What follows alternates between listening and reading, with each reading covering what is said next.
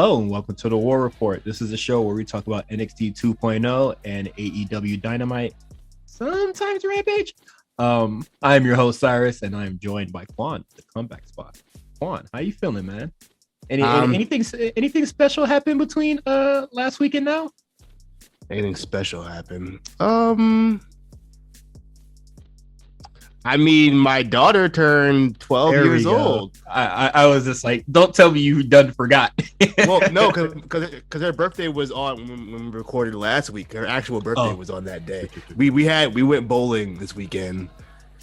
So we were unable to celebrate on Tuesday, so we had to celebrate on Saturday. We went bowling. Some of her friends from school came. It was cool.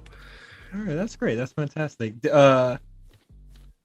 Sorry, I recently downloaded TikTok this week, like the actual app. Yes, you have. I'm an addict. But those TikToks where it'd be like bowling screens, be like, it's just like, did you see anything that was like really crazy? No, it's nothing crazy. No, that boy wasn't hitting them strikes, man. But that's good to hear. Good and healthy. And you showed me like a before and after picture of your daughter, and I was just like, dog. She is getting like insanely tall. It don't even make no sense how tall she is. At 12. At 12.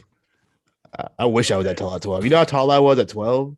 Bro, first of all, I didn't even hit my growth spurt until like sophomore, junior year of high school. I was like 5'4", and I just shot up. I think so. Me and my cousin grew up a lot, so that's like kind of just I guess like the measuring stick for like age and like height. I would say like around 7 or 8, I started getting much more taller than him when he was like 9 or 10. And then like it started to get like noticeable like once we like started going to middle school and college. I mean in high school. Yeah. And then by the time I was like 13, 14, I was like way taller than him. He's not even that like short. But. Well, how tall are you? Like what, like 6'2"? I'm 6'2" now. 6'2". I was 6'1" pre-surgery. But yeah, he's like 5'10", 5'11", but like just like at like a young age, I just started like towering over him. those middle school years are weird because like some people grow really tall during middle school and some people just don't.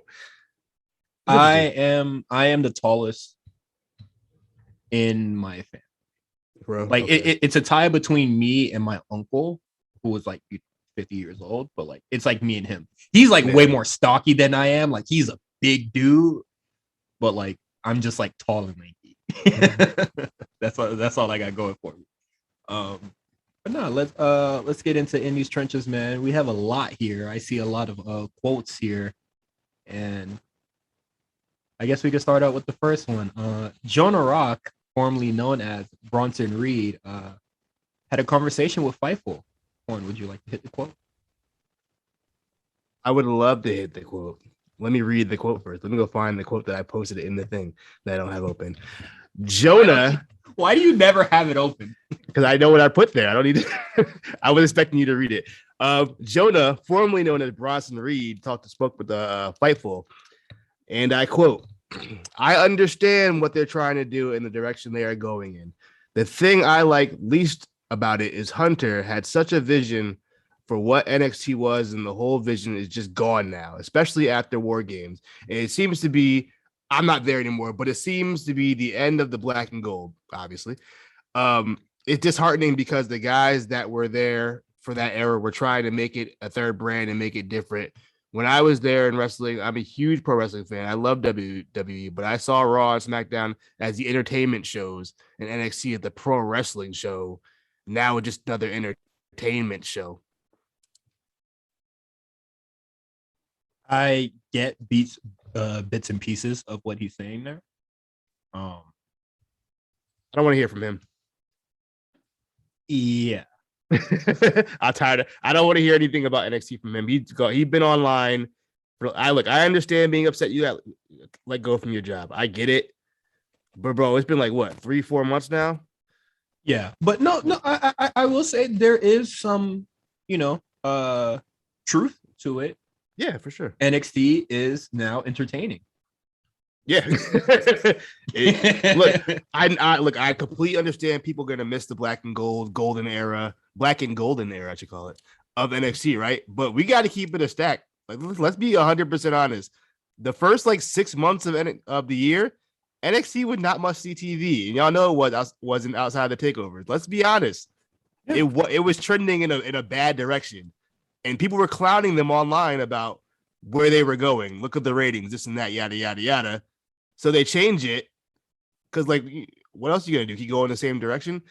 It's and personally, in my opinion, I know some people still kind of have their mind made up about NXT 2.0, but I think they're trending in a much better direction now than they were, say, pre-reboot. So, I mean, it feels very wrestling fandom has this weird thing where they really don't want to embrace change at all. And not just wrestling, it's a lot of fandoms that do that, but like such a drastic change like that can be off-putting. But it's just like, I just wish this message wasn't coming from Jonah or Bronson Reed, just because like I'm tired of hearing him complain about NXT.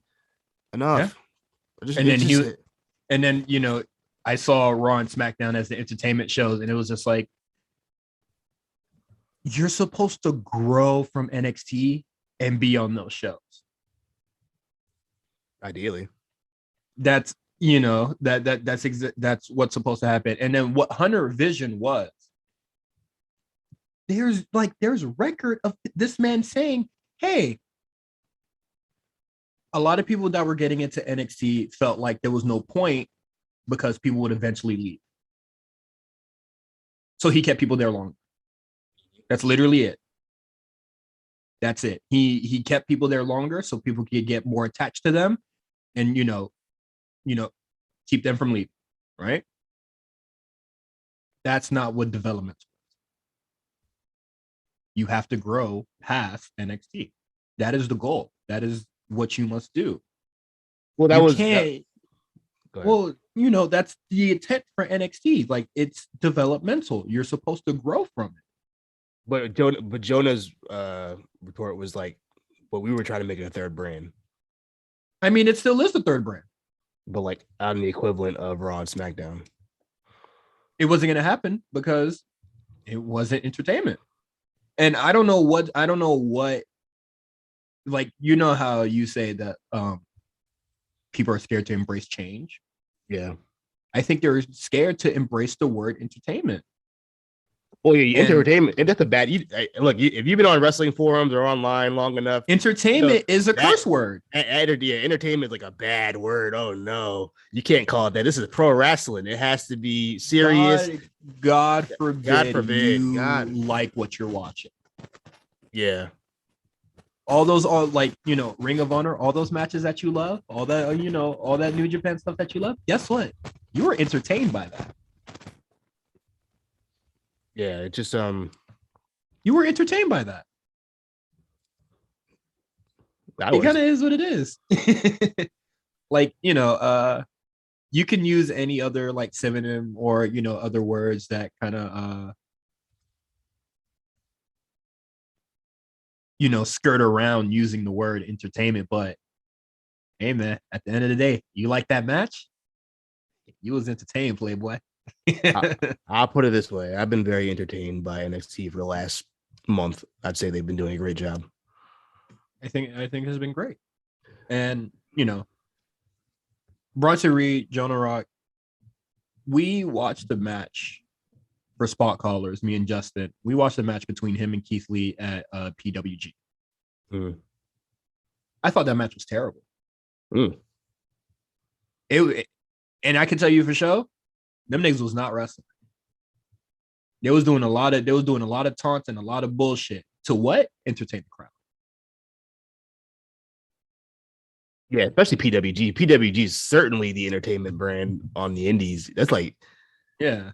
That is your variety show. Dead ass. That is your American, what is it? America's funniest home videos of the fucking indies. So yeah, I don't want to hear it from Jonah Rock because I watch your old stuff. I don't even think you was nice. So it is what it is. Moving on, we have my favorite guy, I feel like the only honest man out there currently, Eric Bischoff. He speaks on the AEW signings not working, in his words. And I will agree. And the quote here, Read it. Yeah, you got it. Sorry, I'm gonna take a bite of food real quick because I was like watching this 60-minute match instead of eating. Look at the investment. So Eric Bischoff on his podcast, 83 weeks or 82. How many weeks is it? I don't even remember. He said, you look at the shows, let's be honest about it. I'm not being critical. I like AEW. I want AEW to prosper. I agree. But let's be honest about where AEW is. They draw 872,000 viewers this past Wednesday night. That's what they were drawing a year ago. I've done shows with AEW that have done more than they did last Wednesday, and the talent roster is stacked with great talent, phenomenal talent, but where's the audience for it? It's not working. 872,000 viewers on their A show, that's not exciting. The numbers are the numbers, and this is a number AEW was doing a year ago, 2 years ago. It's weird, and now you're going to stack even more talent on top of it. What are you going to do with them? Look, man, I can't. Hip hop. There's nothing I can really argue because this is the same thing me and you have both been saying. Well, more so, I like AEW. I want them to be prosper. And all that. I said that before, but I'm giving up on it. So. But like, and he has a point because look, that's their metric. AEW tells you their metric. Tony Khan goes online every week to tell you the numbers, right? To give you some false victory every damn week. Not even that. He's telling you numbers. So now we have a view. We can see it that you're not progressing. Like we can literally see the numbers and so you're not progressing. You signing all these people ain't doing anything. You need to do something different, especially if that's your number one goal is to have the high demo and the high viewers. If that's the only thing you're looking for, and you're telling us this every week, and we're looking at it and saying, oh, well, you haven't grown in a year TV wise, then yeah, I mean, you can't really argue what Eric Bischoff's saying. It's facts. And if you want to deny it, shit, it is what it is. But it's true and it's facts. And I think it's even more ridiculous now that they're in the same place that they were 1 or 2 years ago. Because you remember September when it was the nail in the coffin for WWE, where it was just like, oh man, it's a wrap, no more. CM Punk's here, it's over. Adam Cole's here, it's over. Bryan Danielson here, it's over. Kenny Omega's champion, it's over. Heyman Page won it, it's over. And then you look at the numbers and they're still in the same place. Like there's no takeover here. There's no there's seriously no improvement of the AEW thing. And I say this, and then Tony Khan is gonna be like, whoa. Hey, if you look at these super obscure numbers that don't fucking matter, we're up here. Yeah. That shit don't mean nothing. What is it? A couple weeks ago where he was giving us Canadian numbers? Was he? Was he Canadian numbers? Huh? The fuck we supposed to do with Canadian numbers? You're not up in America right now? What happened? Because you remember what is it? Last year or earlier this year where they was talking cash shit. It was we was flexing on them every week. Oh man, when even the weeks when SmackDown was on Fox Sport 1 and Rampage was on, and they were trying to pull that. Oh, well, we had the male demo 18 to 25. 0.1 lead. Ruby Soho outdrew Roman Reigns, and I was just like, okay. And then they got their ass beat by a fucking rerun of SmackDown, and then it was and it was a silent night. Hey man, talking a lot of shit, getting hit and not getting back up. With that being said, I do want to see AEW be better, be great. I absolutely love. I would love AEW to be better because then we get to talk about two shows that we actually like. I like AEW. I'm giving. I already gave up. I don't see this shit improving at all. Eric Bishop, he's gonna give it the bet. He's gonna give it a chance because like fuck it, why not? But there's no growth here. There's no improving here, and we're seeing it now. And just like we talked about it, a little bit before, but hype does put certain optics around things, and it makes it it fucks with my perception of it. Because I'm supposed to believe that AEW is this thing that's going to take over, and then I'm looking at facts, I'm looking at numbers, I'm looking at the quality of the shows, and I ain't seeing it. So kind of is what it is. The sooner they're in the dirt, the sooner I get to tap dance on it. So, oh brother, hey man, what is it? I think what is it? It's not dying anytime soon. Don't even start. You better put numbers on it. I remember when I did put a number on it. I was just like, hey man, 2 or 3 years, we'll see. This is year one of when I said. I'm gonna tell you what. A lot of these guys, I know Eric Bischoff talking about a lot of these guys getting signed. A lot of these guys and girls are about to get not re-signed. So we're gonna see about that.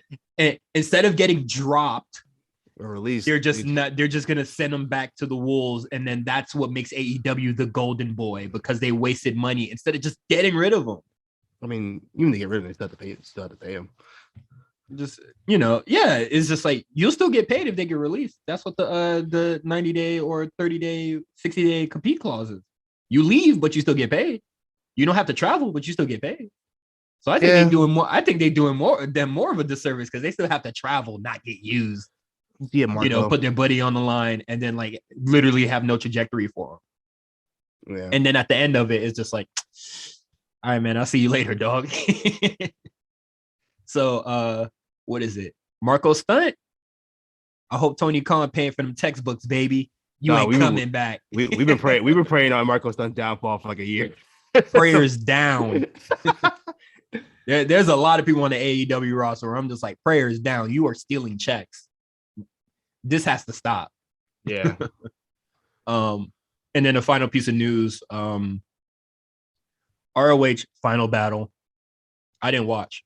So I didn't watch either. I was gonna, and I just went to bed. Only reason I even put it in there just because there's some developments. First of all, I want to say rest in peace to Ring of Honor. Well, I guess a brief rest in peace. I don't know. At the end of the show, they said something about look out for April 2022. So I don't know what that means. Maybe it's ROH 2.0. But as of now, all these ROH workers, they're kind of just free to do what they want. And so at the show, at some point, I believe, damn, who was in the ring? Oh, the Briscoes were in the ring. They just had a match. And after the match, FTR popped up. They said they wanted to smoke. So we might be seeing FTR versus Briscoes in AEW. I'm assuming that's what the announcement Tony Khan said he was going to make next week or whatever. Okay. So yeah, that's that. Other stuff that happened at the show. Jonathan Gresham won the Ring of Honor Championship. EC3 was there, and at some point, Braun Strowman came in as the Titan. So that was a thing. It sounds, dog, as your final show. Fuck it. Hey, man. I saw a nasty. Go ahead. No, I saw a nasty spot. I think it was Shane Taylor and somebody. It was like a ladder mat. I was like a pile driver on a ladder, like bridged on the outside, but like the ladder like tilted to the side. So dude just basically it's like, I think it was Kenny King. He pretty much pile drove Kenny King like off a ladder straight to the ground. That shit like brutal. But good way to go out. Hey, Ring of Honor is always gonna have a special place in my heart. It's my favorite wrestling promotion. When I was in high school, it's all I used to watch. There's just so many classic matches. I can talk about Ring of Honor for hours. I'm not gonna, but I'll say this: I do like Ring of Honor, but a certain era of it. Yeah, that not whatever the current run. I wasn't watching it, so I don't know what was going on in there. But yeah, the original like that from about when from the time I started watching from the time when Punk left, like right when the Punk left to sign with WWE, until probably like 2010, like right around the time Kevin Steen was getting like really big. It's kind of when I stopped watching AEW. I mean, I'm sorry, ROH. ROH. When I was like really, because you could watch all these old matches, and I was just like, oh man, that's great. I think me 20. It's 20. I came in 2015, so yeah, the ROH that I was in, or the one that was around when I was coming up, kind of ass, dog. And then when the Elite started having like maximum control of the shows, I was just like, yeah, y'all boys digging y'all grave. Yeah. The Elite thing, that's what really, really hurt them, man. The Elite thing and the New Japan Madison Square Garden show, those two things really just kind of hurt the image of Ring of Honor bad. That was just like, what are we doing? What is it? When Bully Ray gets involved. Yeah, that was, he gets rid. That's when that's the real downturn. Not even like the Elite, because I feel like being the Elite was popular. No, it would not. When the Elite left. That's what I'm saying. Like once they left. When the Elite was a part of it, when Cody was a part of it, yeah, there was a lot of bad. But I'm just saying they invested so much time into the Elite guys, and they just left. Yeah, so like they had no other stars to work with. That was one nail in the coffin. All the Bully Ray shit, that was like multiple nails in the coffin. And then what is it? The Madison Square Garden show was like putting the dirt over it. Yeah. And then Tama Tonga having the belt, and it was just like, he shit and slung that bitch across the room. And they got the fist fight with Enzo and Cass. It was like, what are we doing on this show? It's fucking garbage shit. But yeah, man, I would definitely say like there's definitely a period of time of Ring of Honor that I absolutely love, and it is undeniably some of the best wrestling I've ever seen in my life. On the spot, what's your favorite Ring of Honor match on the spot right now? Bryan Danielson versus Takeshi Morishima. I have watched that match like at least 7 times. That might be mine too. Oh wait, I watched that match a lot. Yeah, that probably the Dragon Gate 6-man, the first one from whatever something extravaganza, All-Star extravaganza, I think 3. Mm-hmm. I don't remember what it was, but that one, Homicide versus Bryan Danielson, special to me because at the time Homicide was my favorite wrestler. He was my favorite wrestler, and when he beat Bryan, who was also my favorite wrestler, I was ecstatic. Roderick Strong versus Bryan Danielson from Vendetta.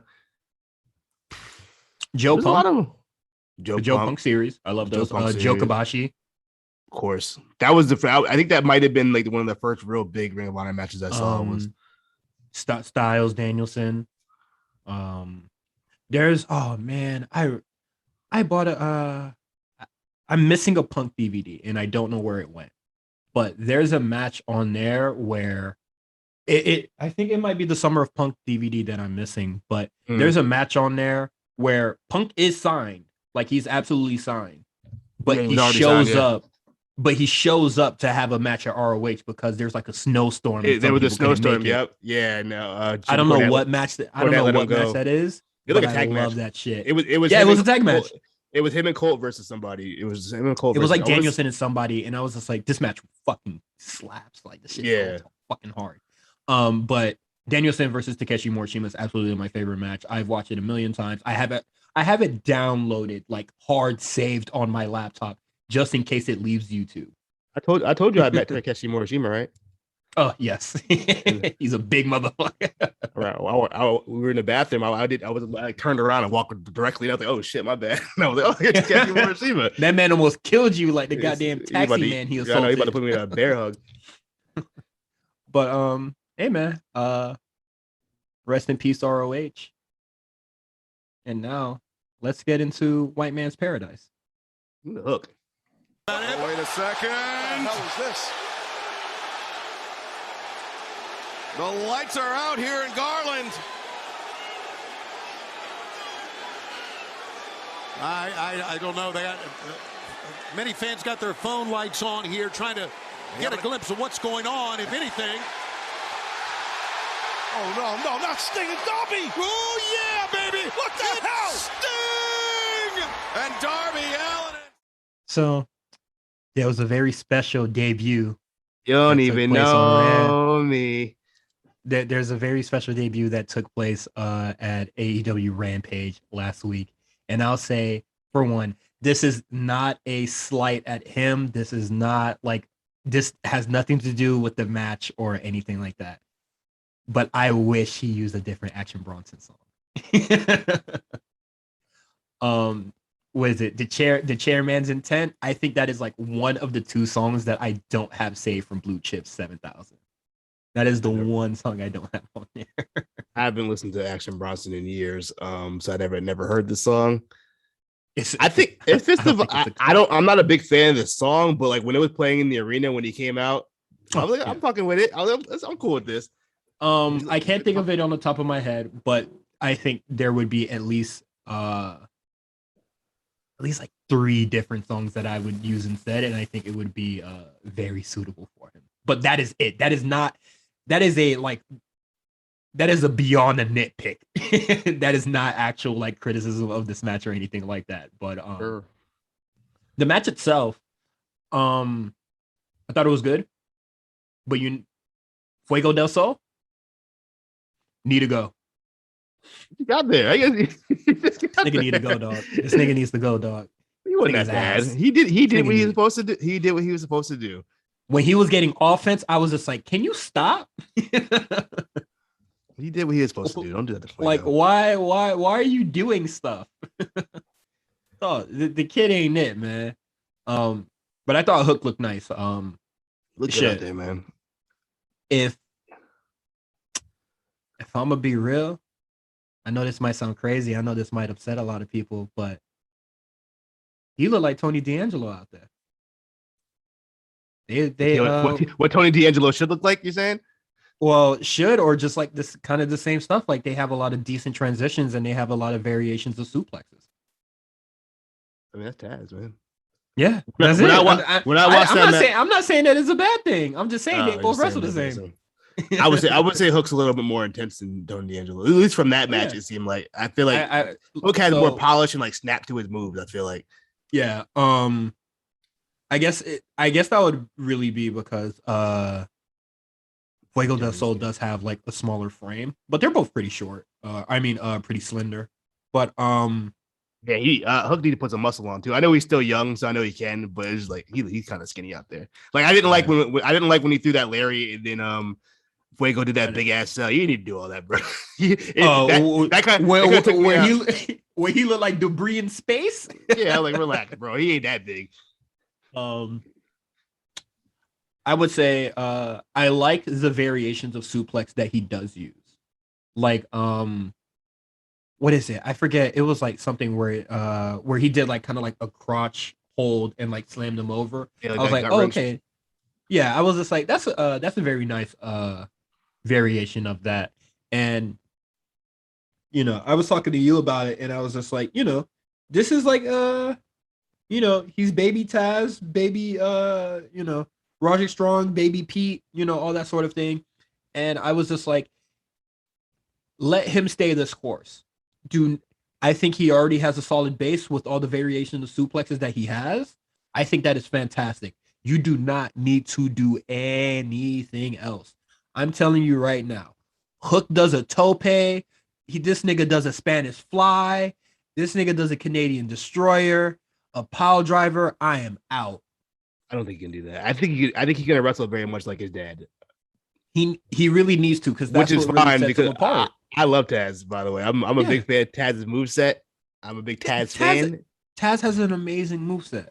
So he does not need to do anything else in AEW. And at the same time, I think that might be, one of the few things to his detriment that like AEW prioritizes, or like that's the big thing, Unless you're Daniel Garcia, they love him. Yeah. Which I'll also talk about him as well. But it's just like, if you're not flipping, if you're not doing a tope, you're not doing a crazy spot, or, a moonsault into like, a crowd of people or any shit like that, like you kind of get deemed as boring.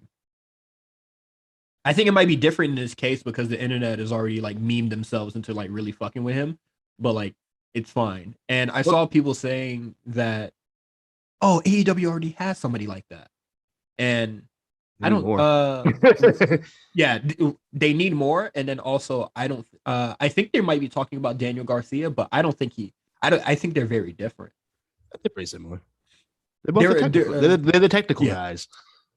But they're both technical, but I feel like Garcia leans towards he's more submission based. Yeah, I'll give you that. While Hook is a lot more suplex and suplex variations, which I am from what we saw down for. From what we saw from the whole 3 minutes of wrestling he had. I mean, that was a really good debut. I liked it. He got a lot. He got a lot in.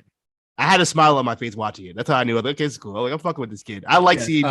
You know what it is? There was a lot of head nods as well. I was just like, oh, okay, yeah. You know what it is? You know what I think really like help the fans really gravitate towards Hook is that we saw him on TV every single week. And there's a little mystery to him because he hasn't talked on. I don't think he's talked on TV yet. I don't know that man's voice. No, he has. Has he talked? Like one time. I don't remember. But yeah, so I don't like remember either. We were familiar with him, and we knew that he was training to be a wrestler because they mentioned it on the show that he trained to be a wrestler. So there's an anticipation, like, okay, when's Hook coming? When's Hook coming? And then Punk talking about send Hook and all this stuff. It's just like it started to boil up to the point where like, okay, it's time. And people tuned in to watch. I don't know the Rampage rating, but I'm sure it probably went up because people probably wanted to see this. I wanted to see it. I went out of my way to go watch Rampage that night, and I was like, I want to see Hook. I definitely saw it on YouTube, but nah. So I am pro Hook. I like, the hype matched what I saw in that debut. I thought it was a really good debut. I like him just like how I like Daniel Garcia. He's a lot different from, a lot of people that are on AEW. So like, I commend him for that. My issue is, which, there's never good without the bad, but he's part of Team Taz. Yeah, he is part of Team Taz. And if you've been watching AEW, you know what Team Taz means. You know what it means to be a part of that group. So do not act like this motherfucker is really about to like raise on the top of the card the way that they've been treating Team Taz for the past since they debuted. We don't see. I think that is literally the only he has a very large ceiling. But with being in Team Taz, Tony Khan just don't fuck with him. He don't give him no love. I mean, he gets them on TV. They don't get no wins ever. No important wins. Ricky Starks. I don't remember last time Ricky Starks won anything important. I don't. I know he was in that battle royale, but when he wrestled in the match that meant something? No, he'd be on Dark. That's not. Hobbs will throw him out there every once in a while, but he ain't really won anything big. I'm not saying, send him to NXT or any stupid shit like that, but I'm just like, this kid has fucking potential. This man has Hook. I think Hobbs Stark. Oh, yeah. I think all three of them have potential. Absolutely. Yes, I do agree. Ricky Starks maybe a little less because of the neck fracture. I think that might have slowed down the pep in his step. But for Hook, this man has an A for potential. If we're doing grade, they just have to utilize it. I'm sure they will. They gave him a video promo today, so yeah. So we'll see what happens from that. And if he's the turnaround for Team Taz, I would love to see it. But look, also you got to remember this is AEW, and Tony Khan is very much online, so he knows the kind of hype that Hook has online. So I think he can. I mean, what about all the hype that fucking Ricky Starks has? All the hype that Will Hobbs has. You don't have none. He don't have none. People have been advocating for those two motherfuckers for a really long time. That's not true. That's not true. You know, motherfuckers want to see Ricky Starks. Do they? I do. We do. I don't know if contingent, average AEW fan really cares about Ricky Starks. Oh, I don't know. I don't know any crackers. So I guess I'm doing that. But it's just I don't know. It is weird though. 'Cause I remember niggas was calling Ricky Starks the next Rock when he first came in, and then they're like, and then Tony Khan was just like, word, I guess. And if Tony Khan's gonna listen to all the Twitter hype about Hook. I think there's a common denominator here. Well, what is it? Do not I think there's something. I think there's something different here. Don't insinuate. We're not going to insinuate here. Well, shit. I have glasses, so I can see the optics of this situation. I got glasses on right now too. All right, man. Yeah, a stronger prescription. Yeah, I do. My eyes are shit. You probably do. I'm like, you definitely do. I mean, my eyes aren't that bad. But that's Hook's debut. I would love to see more of the kid if Tony Khan decided to give Team Taz any sort of like meaningful wins or anything like that. But speaking of meaningful wins, we have Bryan Danielson versus Hangman Page. Yes, sir. It goes 60 minutes. It goes the distance, and there is no winner. All right, look. This match, I'm conflicted with this match because I liked it. I'm not gonna say I disliked it. I didn't like the ending, but the actual match itself, I liked it. I like the story it told. I have a couple of complaints though. The first one, I mean, it's something they kind of have to deal with, but this is why I don't think you should have this. Was the same complaint I had about Blood and Guts. Like, if you're gonna, like, I know you want to do these long matches, but if you're gonna do these long matches on TV, I don't want to watch a match that has 10 commercial breaks in it. Literally like 6 commercial breaks in that match. And every time like it starts to pick up, we gotta go to commercial. And then I'm just like, even if it's in picture, it doesn't matter because I'm like, I'm not gonna look at the little ass screen. I'm gonna look at, my eyes are gonna focus to the bigger screen regardless where the sound's coming from. So like, yeah. It kept taking me out of the match. I'm like, I would get into it. I'm like, okay, we're getting somewhere, and then we gotta go. Like, literally, they had one within the last 5 minutes of the match. Why did they were like 5 minutes to go? We got to go to commercial. Like, what do you mean? You got 5 more minutes to go.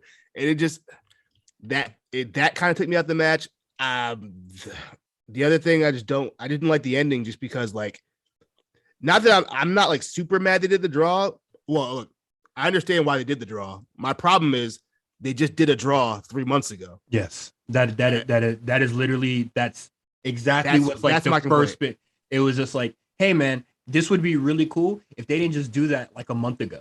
Yeah, like literally like 2 months ago, right? So like, and I don't think that made anybody look any better because now it looks like Bryan can't win the big one because it's the second time he wrestled the AEW champion to a draw. And then it makes Hangman look weak because he can't even win his first defense. So like, I feel like no one really gained anything from this match besides it just being a good match. But like, there was no advancement to it. You know what I mean? That's AEW for you. It felt very like, I felt like some Monday Night Raw shit, except it would have been a DQ and the match would have been 10 minutes. You know what I mean? Yeah. But and there would have been a lot of purpose behind having that rematch because whatever the DQ was, it was just like, oh, you fucked me over. You're not getting away like that. But you can't do this with a DQ finish. It was just like, well, shit, you took me to the limit, dog. Yeah. So it is what it is. It's gonna be interesting. I think they look good out there though. Bryan, of course, she's on a different level. Some wild spots, definitely some great spots. I like this the storytelling. Well, I like the storytelling with like the whole arm thing. But I'm just like, you can't just throw a lariat with your other arm, Hangman. that I'm just kind of like, it's not like when you work on a leg and like it makes you harder. But if you're working his left arm or something, just throw it with the right arm. It might not be as strong, kayfabe wise. Yeah, you like, just your dominant hand, or why? Well, what it really would be is that he's going for your arms. Kick him with the strongest muscles in your body, your fucking legs. If you don't have like leg strikes, you better learn some. Yeah, right? You know how to throw a kick, boy. My thing about this match is towards like I would say like the 30-minute or like the 40-minute part. There's like a lot of times where like big moves would be hit, and then they would do the, oh man, nah, that's all I have. I can't pin you, dog. Cut that shit. When what is it? When the announcer was just like 5 minutes left, and then Hangman hits it, and then he's like not even trying to like scrape himself over to Daniel Bryan. He like goes all the way towards the ropes so he could do the buckshot lariat again. And I'm just like, dog, you need a different finisher. You're wasting valuable time waiting for him to stand back up. Well, to be fair, he did do his little bullseye move. What's it called? Deadeye? The Deadeye. Which Yeah, I was just like, I don't know how that does. I don't know how that's not your finisher. That probably should be his finisher over the buckshot lariat. Mm-hmm. But the buckshot lariat's over, so I can't even like. I mean, that could still be a signature. He could still do it, but I think like the closer should be the Deadeye. But there's a lot of times in this match I feel like even, having or like doing the oh man I'm too tired to cover for like 20 minutes, motherfucker, you better dig deep and crawl over there. Also, the other thing I didn't like about this match, I was watching it, and once it hit like 40 minutes, I was like, yeah. Once it hit 40 minutes, I knew what was about to happen. Well, like, yeah, this is about to be a draw. Well, first I was like, they wouldn't do a draw again, and then to be fair, we did hear that it was in the plans for them to go an hour. Yeah, I figured it would be a long match, but it got to a point where I was like, yo, I think they're gonna do the draw again. And I was just like, are they really gonna do this shit again? Well, they kind of had no choice because they booked themselves in a corner with this. They booked themselves in a wild corner for no fucking reason. They should have had Miro just win the tournament. Look, Miro ain't doing shit. You know what I mean? They should have had Daniel Bryan win it the first time. He should have just won it from Kenny Omega. That wasn't for the belt though. But he should have won it from Kenny Omega. Like it should have been for the belt. No, because then that would have ruined the whole Hangman redemption arc. If they would have did that. Well, he could still redeem himself. It just won't be, completely full circle with Kenny Omega. Yeah, they wouldn't do. I wouldn't have liked that as much. It wouldn't have been the story wouldn't have been told as good. Look, that's what I'm saying. But like, yeah, we probably would have got a better match. Yeah, but I mean, but like, yo, it just like I thought we like wrestling over here. It just they shouldn't have put Brian in that tournament. Yes. They shouldn't put Brian. They shouldn't put Brian in that tournament, and they shouldn't have made Brian his like first. If they didn't want to, yeah, for the first defense, that's why I was so sure it was going to be Miro winning that tournament. I'm like, because it's kind of silly because it's just he like can take the L. Because is this man really about to beat Brian on his first defense? It is just like no, but we got something like we can't have Brian like lose. It doesn't like I don't want to say it feels like a waste of time, but it really didn't need to go that long. The match was good, yeah, but I don't like long matches anyway. That's my problem. I don't like long matches, so it's a preference thing because like some people are like really into long matches. Yeah. I'm not really big on them, especially on TV with commercials. Yeah, with TV and commercials, that's terrible. Because I remember, you remember when the final beat the cinematic match and there was like commercials in between. I was just like, "The fuck is you doing, dog?" Yeah. But let's say this is the third match between Daniel Bryan and Hangman Page. So they know each other's moves, they counter each other a lot because they know each other so much because they've wrestled so much in the past before. So to me, that would make it make sense why it goes so long because like I know your next move. I know what your game plan is. You're going to attack my arm again. Or, you might attack my leg again. You're going to go for the label lock. So like, I'm going to, like when Sasha Banks and Bianca Belair does the thing, you're going to go for the bank statement. So I'm just going to roll and I know how to like instantly get out of it. Or, when she goes for the KOD and it's just like, oh, I'm just going to flip out of it. Like it's easy. Like I know what I'm doing because, I've been in this position before. That would make it a lot more sense to me because this is their first time. Well, this is it doesn't make much sense to me because this is their first time. So I feel like somebody should have just got the upper hand due to just like spontaneousness. Honestly, like not really preparing yourself for the whatever it is. Honestly, Brian could have took that L. They should have had him lose. Yeah, I did. There was no need to protect him. Honestly, dog,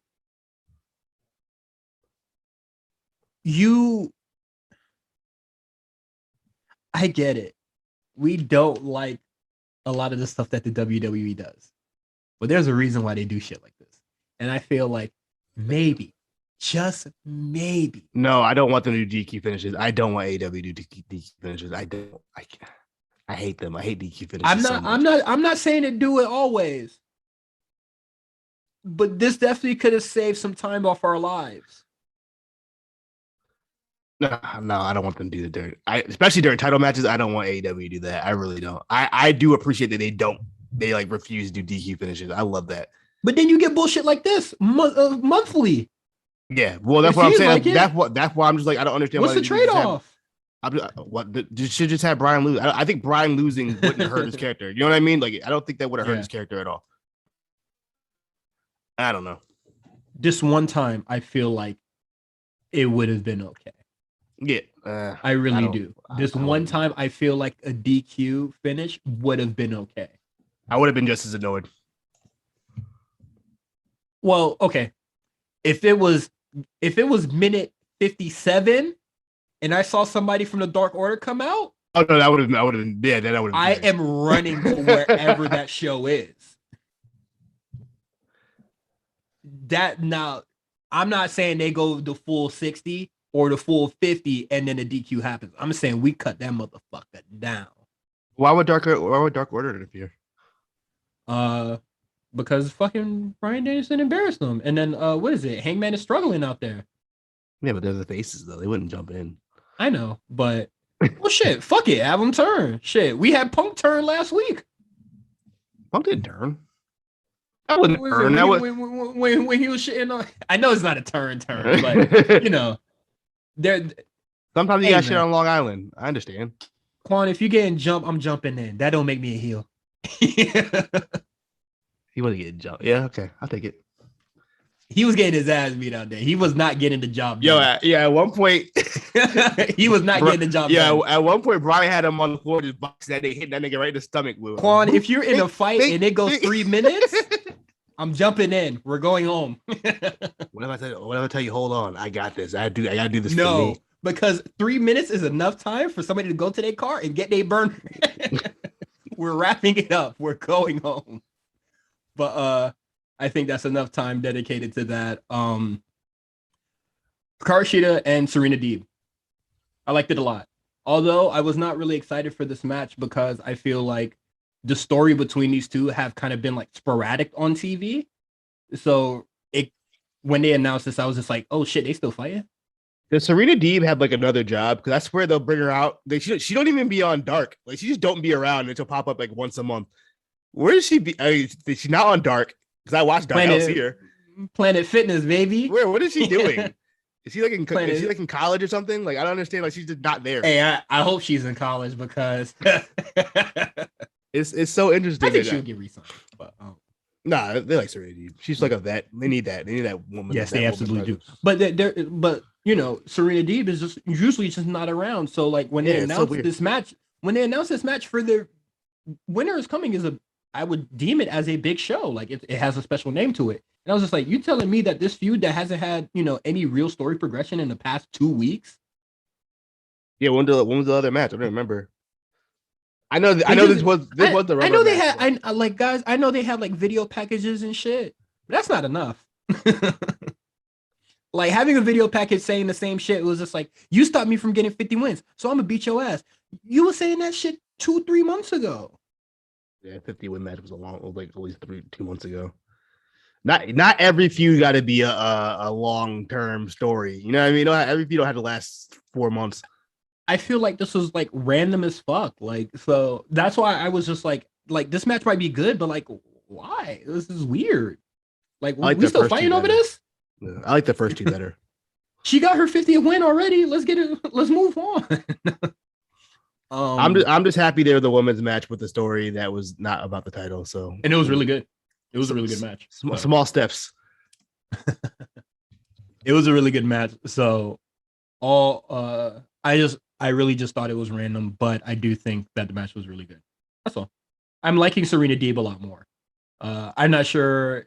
Well, it might just be her and Shida. They just have a lot of chemistry together, so they just mesh well. But I'm liking Serena Deeb and I'm liking Shida, so all good.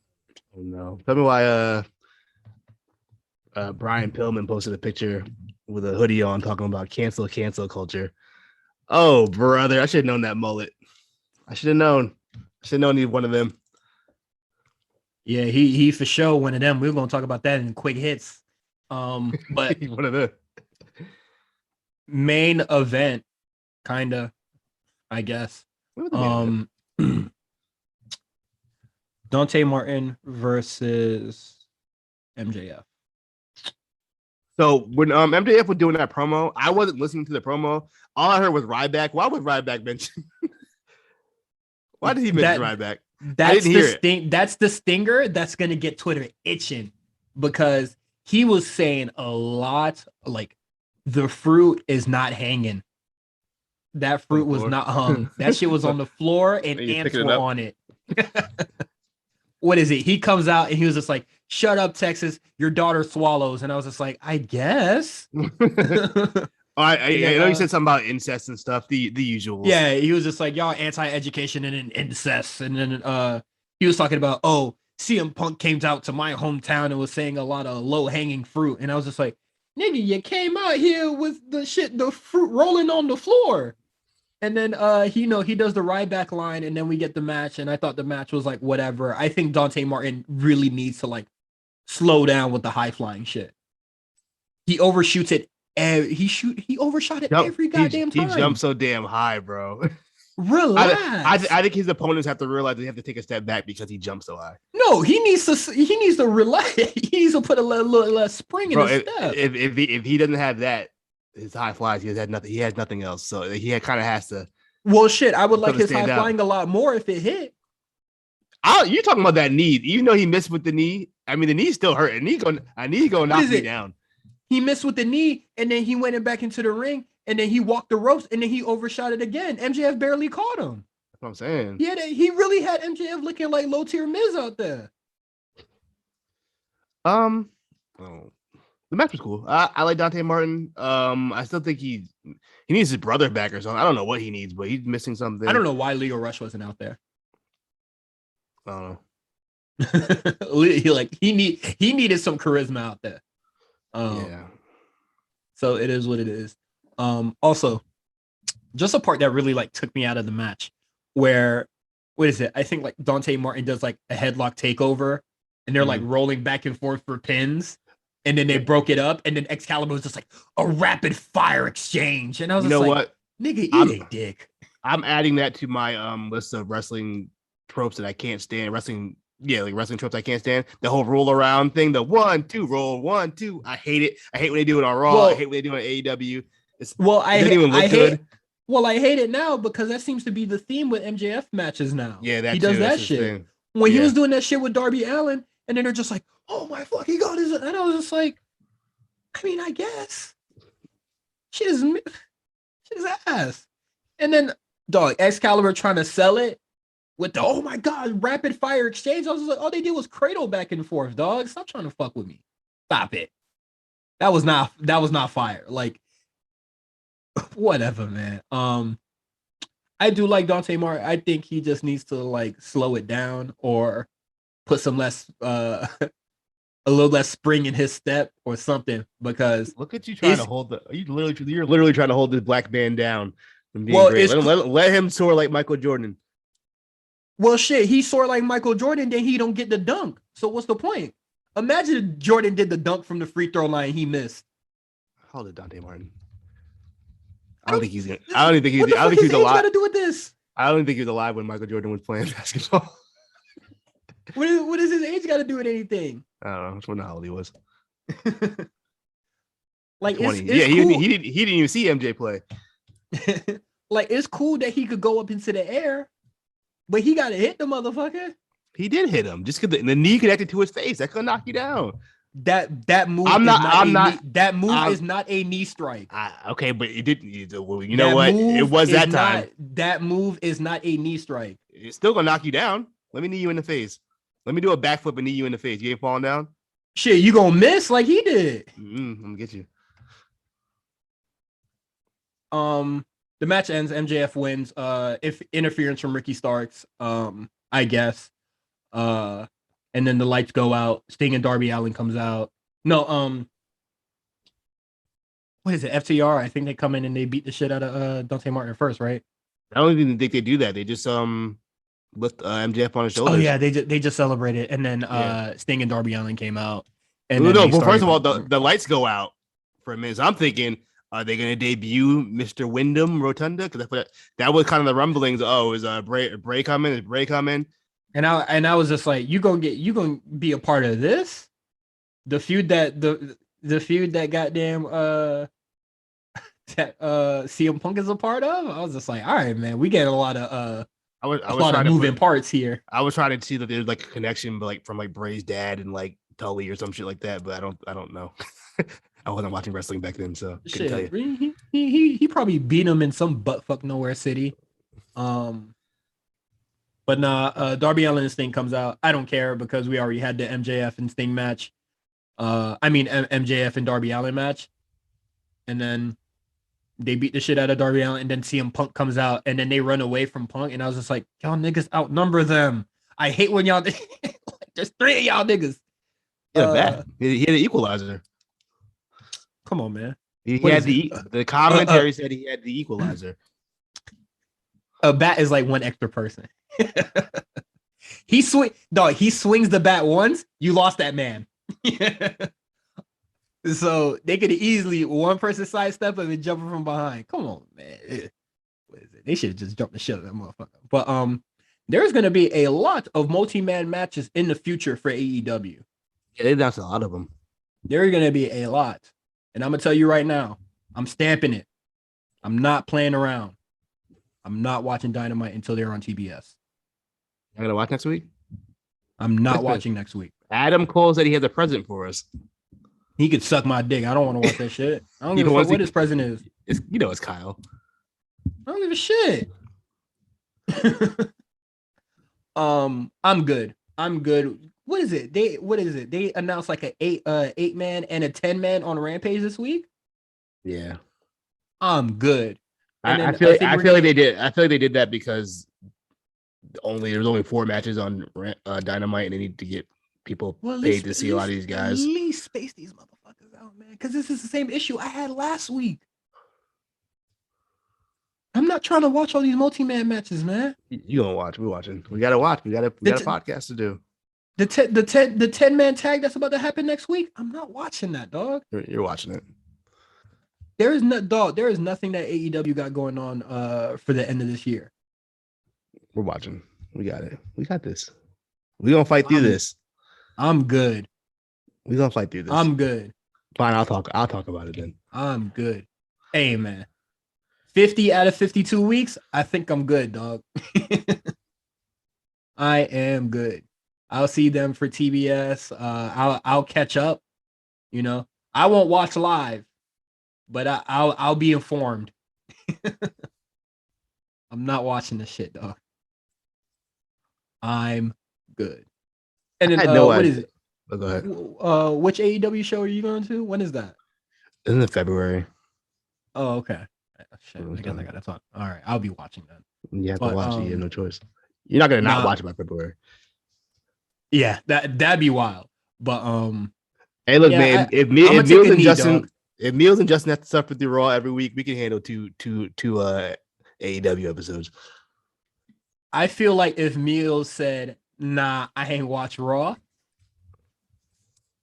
Justin would be like, "Well, goddamn." And then nothing comes from that. Or, you know, they go as usual because possibly nothing happens on fucking Raw anyway. So yeah, Raw sucks. Just like AEW. We have a promo from Griff Garrison. It was good. He showed. I thought he sounded good. He showed us some spirit, some heart. He showed some fire, and then what is it? Puss ass Brian Pillman was just like, I don't know if we should defend her honor, dog. Yeah, he low. You know, she's home. She's at home crying, dog. But I don't think we should be fighting Malachi Black, dog. I don't know. And then now they got Griff Garrison rushing into it like a goddamn horror film, saying we're gonna get Jason back. Let's get him. They fit the stereotype too with them Letterman jackets. Yeah, exactly. It was like the first thing that popped to my head. I was just like, this man's about to fight the serial killer alone. Here you go. Speaking of Malachi Black, we had he has a promo where he's saying a lot of nothing. Yeah, I don't know. I'm telling you, he is the AEW version of Bray. He's starting random feuds for no real reason, just popping up, just like how Bray used to do. Yeah, like, he's a cultist Miro. Like they just go into a room and they just say shit. But yeah, it looks like they're teasing. Well, not even a tease because it got announced by bodyslam.net. Spoiler for anybody who really cares. AEW has signed Brody King. So I guess it's where the direction is. It's going to be Malachi and Brody King, who I believe are currently the PWG tag team champions, if I'm not mistaken. This nigga Malachi and Black about to be in a tag team. Well, it seems like it. Or some kind of protege thing. I don't know what it's going to be. But... Hey man, I don't watch PWG anymore. So I think this is another strike on the chalkboard of AEW just being goddamn PWG on TV. Literally. So, I don't know. I don't watch Brody King matches. I don't know. I'm gonna ask you. I don't know much about. I do not know who this. I think I've seen like one match. I used to get him and Bronson Reed confused all the time when he would Joe Rock and Brody King, because they kind of similar names. I used to get him and Josh Briggs confused because one of them got outed during Speaking Out, and I don't remember which one. That was Briggs. It was Briggs. Okay. Look at him. Look at him now.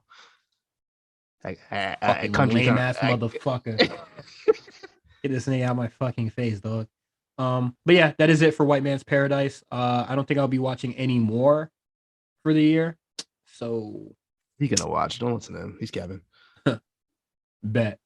Let's get into NXT 2.0. Right to the injured shoulder of Cora Jade. And after everything Jade's already gone through, picking up the scraps, the NXT Women's Champion. That's the face of the champion, Barrett. That's the face of the women's division. Yes, it is actually, Vic. I'm glad you're paying attention. The takedown threat early. That is the smart of Toxic Attraction. Yeah, pick up your Kleenex to clean up your drool. So, NXT 2.0. How'd you feel about this episode overall? Better than last week. It was. I keep saying this. I don't want to compare it, but it feels kind of Attitude Era-ish. Just how fast everything happens. There was first of all, in the 2-hour show, there was 8 matches in 2 hours. That's hard. And like 10 promos. There's so much to retain within that too. It's like Crash TV. It's refreshing. It doesn't feel like you don't watch main roster, but like I watched Raw earlier today. In comparison to Raw to this, is like night and day. So good. It's like how much better. There were complaints about like the show not having enough wrestling and not having enough like. Well, I don't think anybody. I would like not enough vignettes. I would like some longer matches. I think we had two pretty decently long ones. Pause today with with the opener Duke Hudson and Cameron Grimes, and then the main event. Actually, you know what? A couple matches got a little time because I feel like I think it was Cora Jade and Dakota had some time on it. Yeah, that felt like it got decent. Well, all the matches that needed decent time got it. In my opinion, even Tony D and D'Angelo had a good. Yeah, even the tag match. I mean, Andre Chase, not D'Angelo.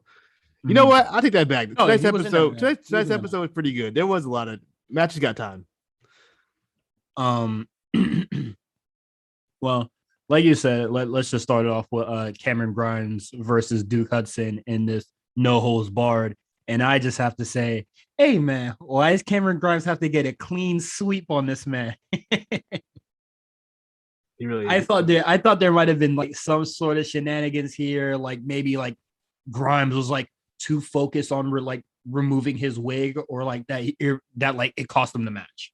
Yeah, like I thought it might be like something like that, but like no, he got it off and he beat his ass. Yeah, I think Duke Hudson needs to move on immediately because he is not looking. He don't look too good out here. Yeah, and you know what's crazy is that during the hair versus hair at War Games, he didn't even cut it that low, or like he gave him the Slim Shady Buzzy. But now he bald as hell. He probably had patches in his head and everything. He's like, you know what? Cut that joint off. This match was better than a takeover match. Oh, absolutely. I thought it was a lot better. And even though it was no holds barred, I thought this was like fairly tamed. Like, I don't think no crazy items were used. I think the only item that was like out of the norm was like trash can lid. Yeah, that's about it. But I do agree that this was better than the takeover match, and I really liked the takeover match. But this was good. Weakest match on the show. That's okay. I you know, another thing I noticed this episode, because I'm gonna probably say it a couple times. A lot of these guys are getting a lot more reps in, and it's showing. Oh, people are looking a lot better than they did a month ago. It was brought up in our Discord, and I forgot who mentioned it. But now that we are very familiar with a lot of these faces on the show, a lot of gears are like moving. There's not a lot of hey, here's this new guy. Here's this new guy. Like there's not a lot of introductory vignettes that are going on. Well, like there's still some that gets like done every now and then, but it's slowed down. Yeah, it slowed down to like we went from, there was like at least like 5 of them bitches on one show at some point, or like, it happened consecutively, like at least like 2 or 3 for several weeks. And now I think we only got like probably like 1 in the past 2 weeks. Yeah, it very much. I've said this a lot of times too, but it very much reminds me of those early Full Sail days when it was like another guy's coming. Like then Bray came, and then Pat came, and then Sammy came, and then Sasha and Becky came, and then like every couple of weeks a new person came in, and it very much reminds me of Dusty Rhodes era NXT, and I love that. I definitely think they need to slow down with a lot of the new people that they're bringing in, which they are. I think they are. I think they're probably gonna slow down for. I think they debuted everybody in those PC classes at this point. I don't think anybody not on TV for those classes. Yeah. What is it? I think like the only now is just like one. It's the Draco. I forget what his last name was, but we're gonna see what he do. He already debuted. No, but I'm just saying like his video. That was like the last one. That's the last one I recall. Yeah, I guess Tiffany, she hasn't officially quote unquote officially debuted. She's been on 205, but okay. The 205 verse. We don't acknowledge that, and neither did Last Legend on her goddamn show. They don't acknowledge it. It's not canon, I'm telling you. Because Draco been debuted. If that's the case, a lot of you guys already been debuted. Okay.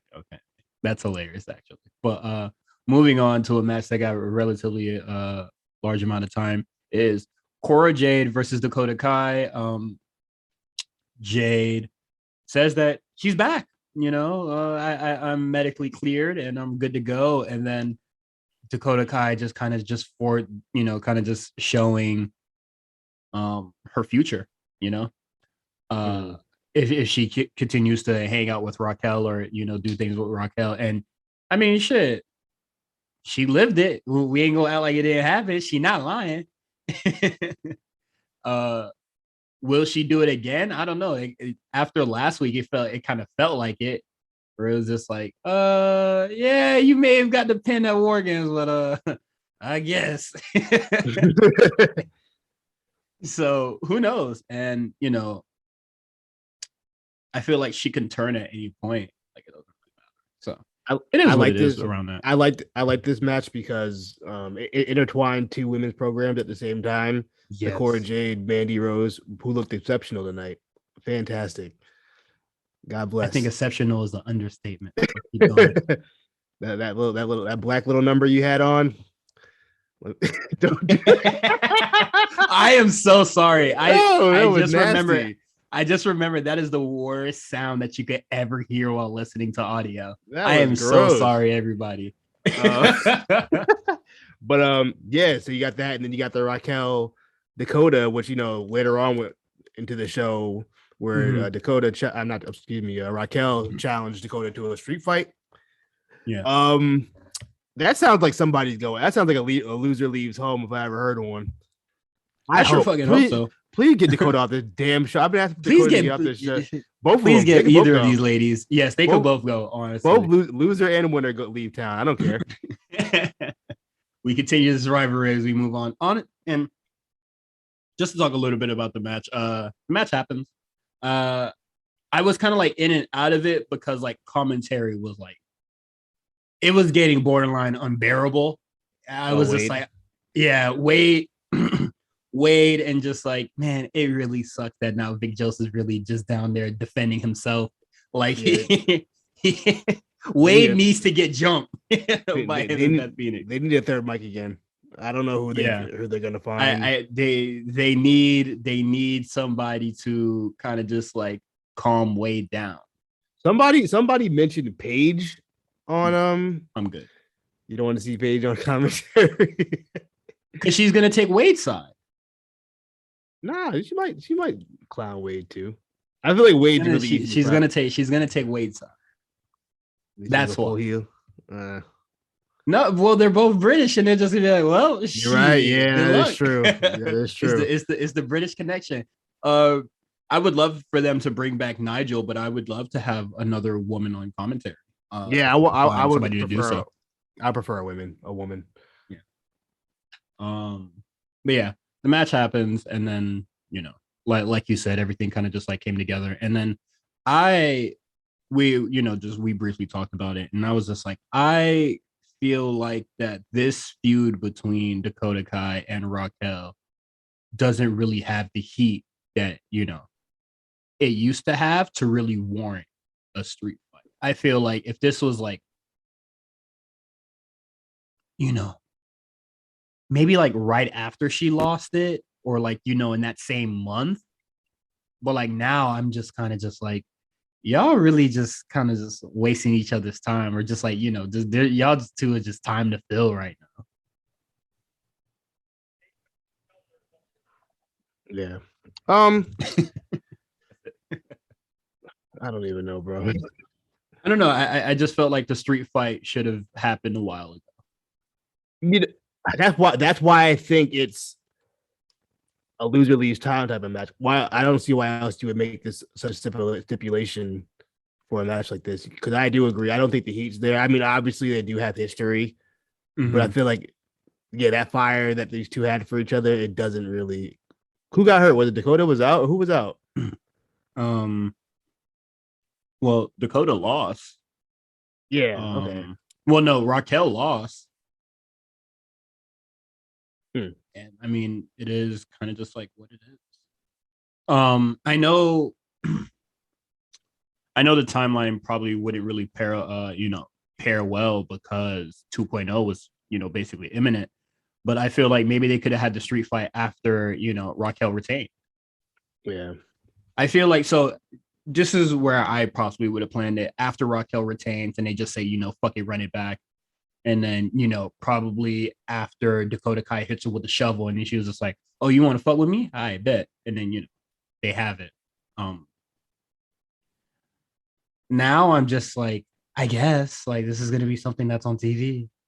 I mean, it could be good. But I'm sure it'll be good. I'm sure it'll be good. They got good chemistry. Oh no, I'm sure it'll be all fun and dandy. I'm not really questioning the quality of the match. I think it'll be very serviceable, very fine. I doubt it will be bad. Mm-hmm. And then last thing with the women, Cora Jade re-aggravated her shoulder. So she's out. I guess. I don't know. I guess they're stalling for the match. I don't know what they're trying to do. Oh, no, I think it might be real. You think it's a shoot, brother? I think it might be real. And whoever the medical team or, maybe you shouldn't have cleared. Maybe you should have had somebody else in. What it is. Io Shirai ain't doing shit. I know. It's that banging on Grayson Waller. Yo, she was about to break. Did you see her face? Mm-hmm. She wanted to laugh so bad. She was about to break. Yeah, she was. I don't know what she was saying to him. But I'm sure it is feelings that she does not truly feel. Yeah. I know she does not give a shit about Johnny Gargano. But speaking of Grayson Waller, yeah, my book this is thread of the night of Grayson Waller, the man of the night. Everybody hates Waller. This man is like, what is it? He is on fire. Like, he is hated.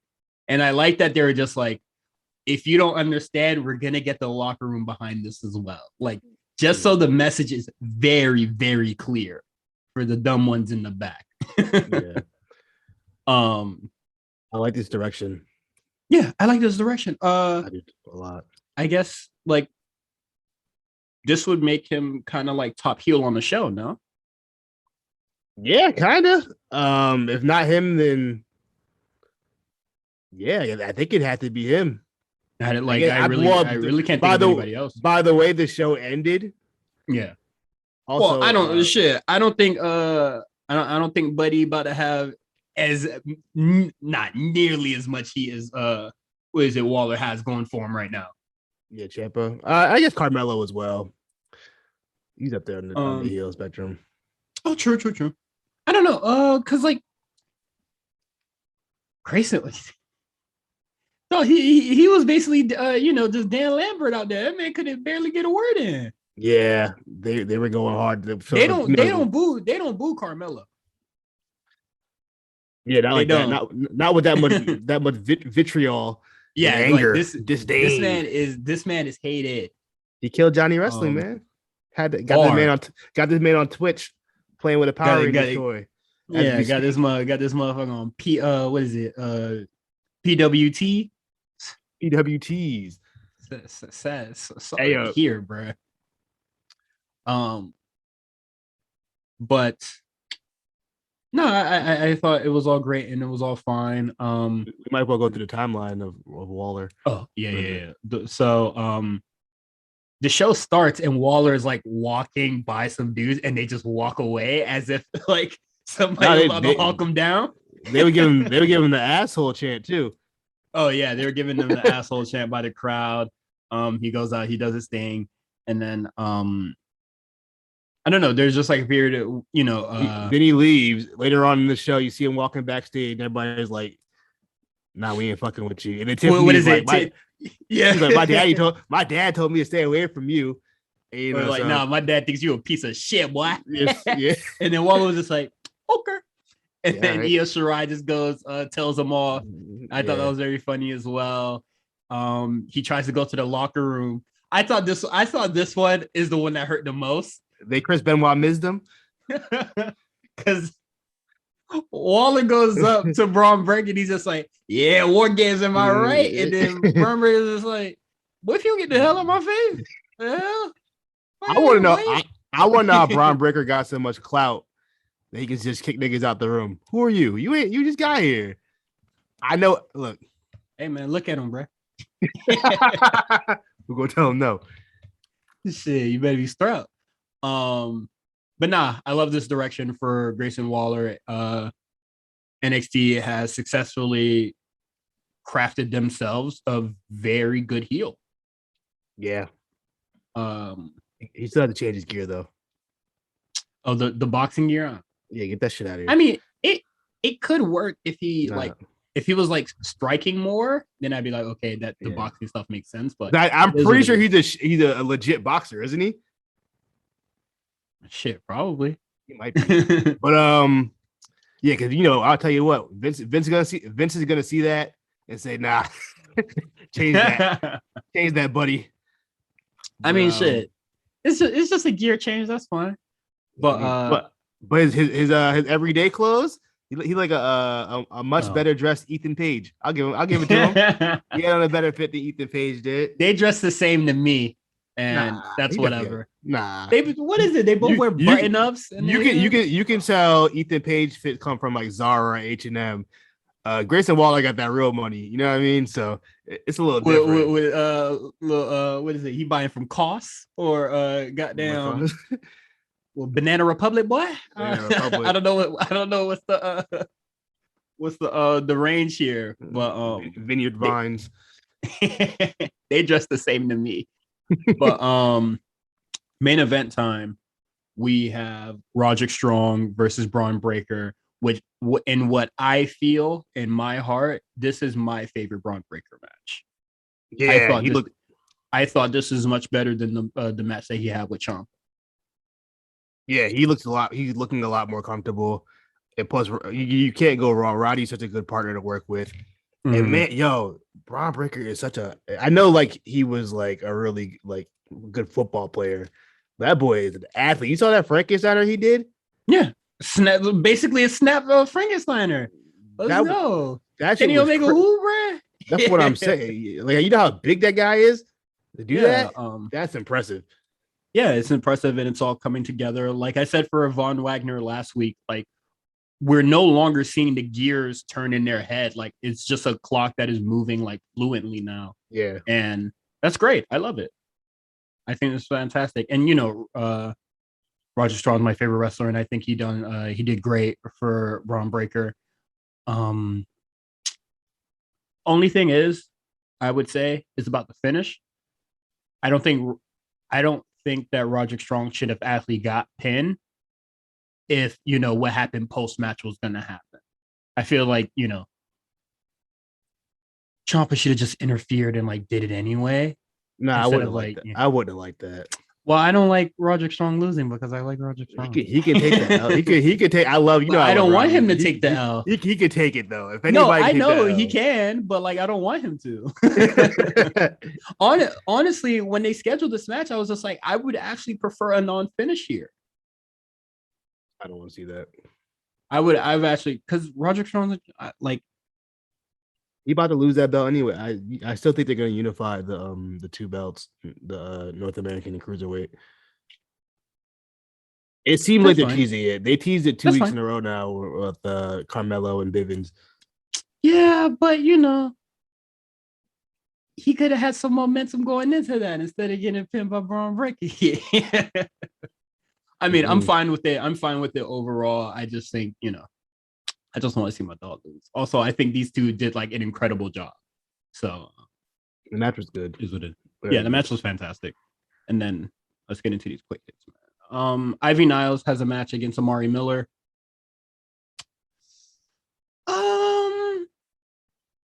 It's coming together. I won't say fluid just yet. Yeah, but it's coming together. This is like her third match though. So this is like her third match. I'm not gonna.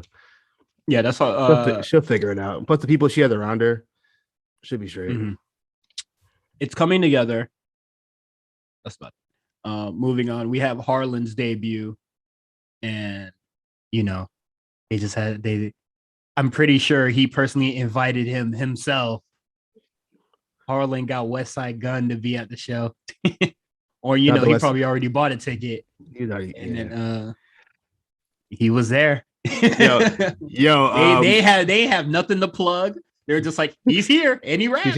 He's here for us. He's here. No, but they did say he specifically came for Harlan, which makes you ever go on his Instagram? That man had the strangest connection of people in his comments. It'd be like the more random celebrities. Like, how do you know this person? Who?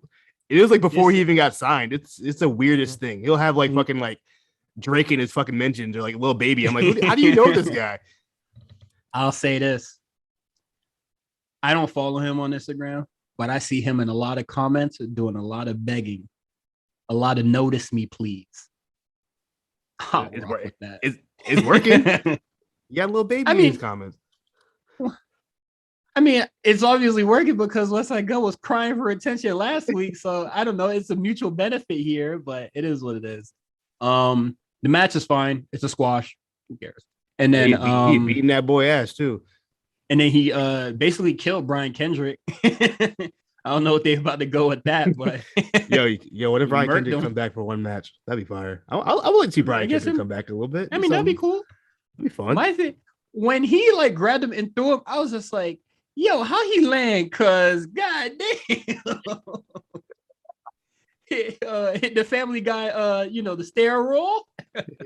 Threw that boy like Jazzy Jeff. Mm-hmm. So we'll see what happens there. Andre Chase and Tony D'Angelo has a match, and I like Andre Chase. Tony D'Angelo, it's same as Ivy Niles. It's coming together, but the hype that Twitter or like social media gives him, they're acting like he's already the full package.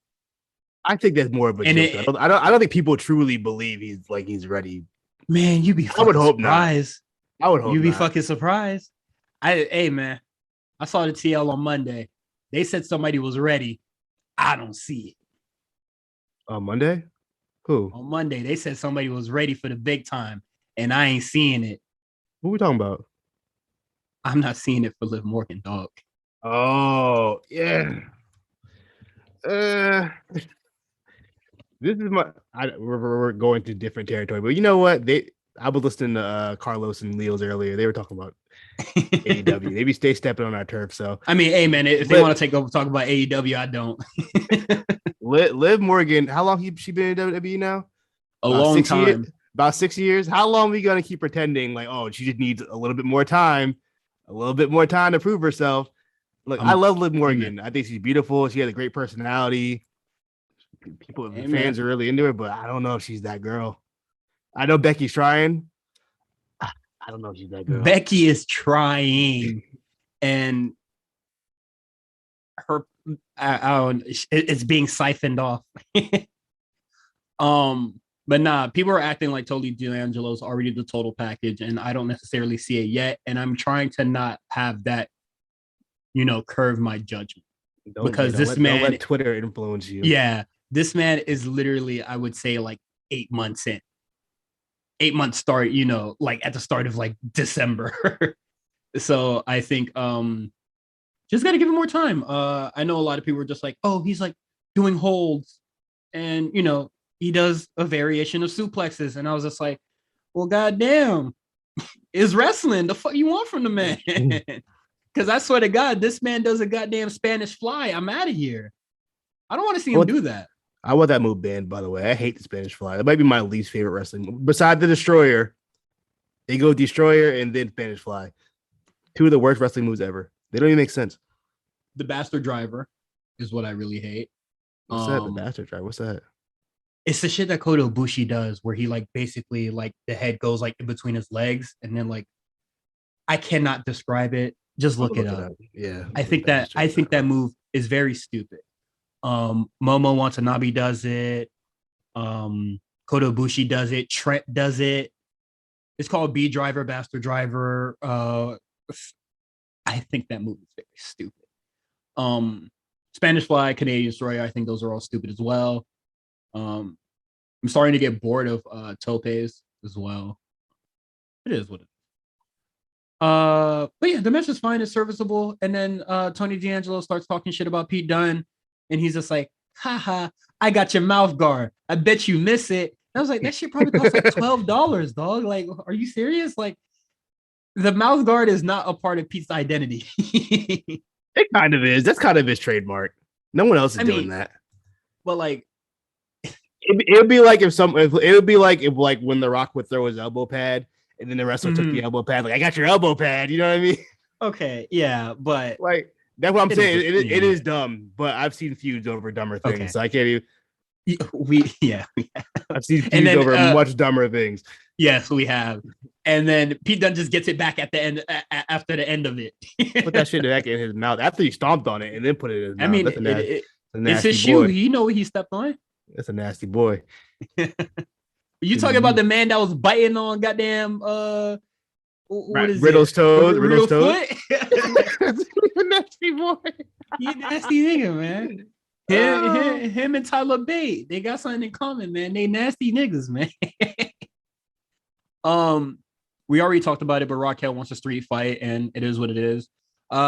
This is not NXT, but I put it in because I saw it and I really wanted to talk about it. Last Legend's debut on 205 Live. Two big, not big debuts, but debut people were looking forward to on Friday night. This was the first one. We'll talk about the other one later, but I thought it was good. I think like the groundwork is there, and I think before anybody has any like, I think it's bullshit if you like have a deep and in-depth take on it currently, because like she's literally just started. This is her debut match. Yeah, but you can see, it's very interesting. I don't know why WWE gets shit for it, because it makes perfect sense. These athletes they bring in, they pick this shit up really fast. Like really Ain't it crazy? Fast. It's crazy how that works, right? You're telling me this athlete not just any old athlete either. Like one of some of the best in the world. But people act like, oh man, this athlete is gonna do something athletic on TV. Nah, man, that ain't gonna work. Oh, they didn't suffer through the indies, so therefore they're not gonna know how to wrestle. That's one of the things I hate the most. They're like, oh, that's the lamest shit. No, you know what it is? Like they're like the PC only teaches you how to wrestle one way. I'm like, you know how many trainers they have in there? Some of the greatest wrestlers to ever wrestle in that thing. None of these new guys wrestle like each other already. You know what I mean? So like that's already capped. People that they would glorify in like Twitter clips that people go like deep cuts or whatever. They're the people that are training them. Yeah. Like motherfuckers will dig like you got no disrespect. I not like no disrespect. I think a lot of these guys are cool and they deserve all the love that they get. But motherfuckers will retweet clips or like what is it like WCW like seaside shits of like Norman Smiley being like, oh man, such a goat. Man, it's PC, they ain't gonna learn shit. And they'll be like, do you know he works there, right? Like that's what I'm saying. Like you can go in one room, go talk to Shawn Michaels, then go talk to Steve Corino in the other room, and you go to the other room, you got Terry Taylor. You have all these people. There's so much. Norman Smiley's Norman Smiley's right there. Scotty Too Hotty before he left, he was right there. Sarah Del Rey. Like this, they have some of the greatest minds in wrestling in there back there. I think so everyone's gonna be fine. It's not the same guy training everybody. Yeah, and for Lash Legend, I definitely see the groundwork is there. She has a lot of I see a lot of power moves in the moveset already. So I can't wait to see that. I would say when she started doing the backflip into the moonsault, I was just like, all right, you kind of doing too much. Let's stop it there. She can do that. That's fine. I'm good off that. I'm cool with that. I'm cool. I'm good off that.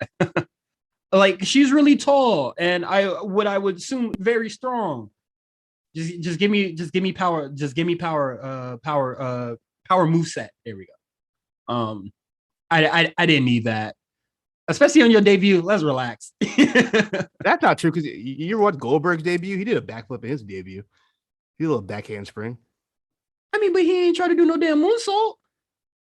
He did a back handspring. He just did it. That's the same thing. Last Legend just to do it. I thought it was Last Legend did the same thing. But she was trying to weaponize that. That was like an offensive move. Weaponize the backflip. I don't know why that phrase was so funny. To weaponize the backflip. She was trying to use that offensively. Goldberg was just like, I'm feeling it, and then did a fucking. My man did a backflip for no reason. That's hard. Shout out to Goldberg. If Last Legend did it, just because she fucking could. As like a taunt, I'd be like, okay, then we could do the Goldberg parallels. But it was, a backflip into a moonsault. Like there was like an attack plan with that. With Goldberg, he was just like, nigga, let's get it. And then did it. And then speared him. Lash Legend, if you're listening, don't let Cyrus shackle you. You could do whatever you want, Queen. Go ahead. You want to do a backflip into a moonsault? Be my guest. I would like to see a power bomb instead. I mean, yeah, do whatever she... Why not both? I thought it was very impressive to see, but I'm looking at her Instagram. She got too many pictures with her husband. I don't like that. Last Legend. Now you see what this man is trying to do. I'm trying to be honest here. This man has ulterior motives. She got a lot of guns too. I'm looking at her IG. She got like that picture with guns in her hand. Oh shit. She been listening to that Saucy Santana, boy. And then Hickam and Jiro, what is it? Jacket Time and GYV have a match, and I thought it was whatever. I wasn't really paying attention. I was trying to fucking hawk down the goddamn Uber Eats driver that kept just driving around the block instead of stopping the goddamn car. You're eating your food on the way around too. Yeah. When they spun the block and they spun the block again, I was just like, yeah, they smashing my fries. Like, come on, what they're doing? How do you feel about Jacket Time though? Real talk. I don't care. I don't like it, man. I'm sorry. I don't know what they're trying to do. Hickam and Jiro's lame. He's lame. I'm not big on. I'm not big on Hickam and Jiro. I'm not really big on what the fuck they doing with GYV either. Because if they have this whole NanaCon, whatever bullshit going on, have them face Imperium already or get that shit cracking because I'd rather see them than fucking Jacket Time. Hickman Drew are lame, dog. I'm not feeling it. We forgot we forgot some more Grayson Waller stuff at the end. Oh, what happened? When he beat the hell out of Knight. First of all, he beat up LA Knight, took that man's car, and then took Tiffany with her out on the date too. Shout out to him. He had a good night. That's a good night. You know what the end of that segment needed, boy? do I gotta say it, dog? Tell you later. He should have just topped it off with the LA Knight said I like views, right? How you like this one? Spin on with it. Would have been hard. Miss opportunities, man. But that is that it for NXT? Did I miss anything else? I don't want to talk. I know I missed something on purpose, and I don't want to talk about it. What did you miss? What is it? The country concert. I don't want to talk about it. I don't want to talk about that. You don't want to talk about I don't. No, I really don't. You don't want to talk about Katie and Casey's I really don't. being that I they really go to don't. concerts? I really don't want to talk about it. The gimmick is that they go to concerts. The gimmick is they put themselves at risk and they bring other NXT superstars to do it with them. They got shit going around. Yeah, they were radioactive bombs. But yeah, that's it for NXT. You can subscribe to us on Patreon, patreon.com/The A Show RNC. The closer we get to 100 subscribers, the closer that you can hear the guys at The A Show do the one chip challenge and cry. Not me. Actually, it'll be video, so you can watch them cry and cough and choke to death. So I think that'd be really cool. You should go over there and subscribe. You can follow Quan on Twitter at The Comeback Spot. You can follow me, Cyrus, at Cyrus on TWR, and you can follow us on the A Show Twitter account, the A Show RNC. We are close to 900. I know it really bothered Meals that we've just been hovering over it, so we're trying to get over that milestone. Share with all your friends, follow on all your burners, and help us get to that 900. What else we got? Spot callers went up. ROH Supercard of Honor 12. Rewriters Room. Rewriters Room recently. Mm-hmm. They dropped I think Roman Reigns versus Goldberg. Man, you know what? We really got robbed of that. We got robbed. I remember being very excited. I was supposed to be there. I was supposed to see Jushin Thunder Liger get inducted to the Hall of Fame. And Batista. True. Damn. Yeah, that sucks. I missed all of that. I hate COVID. That sucks.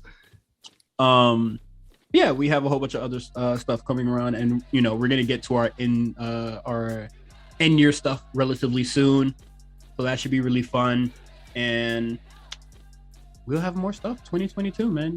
We're only getting better. The shows are only improving. Yeah, that's it. If you are not subscribed to our Patreon, subscribe. Come on over. Me and Kawan are going to have a nice, fun conversation on the Patreon. It's going to be brief because we have basically our year-end shows to all prep for and a lot of plans going into 2022. So hopefully to give you a lot more insight into that in the future. See you guys next week.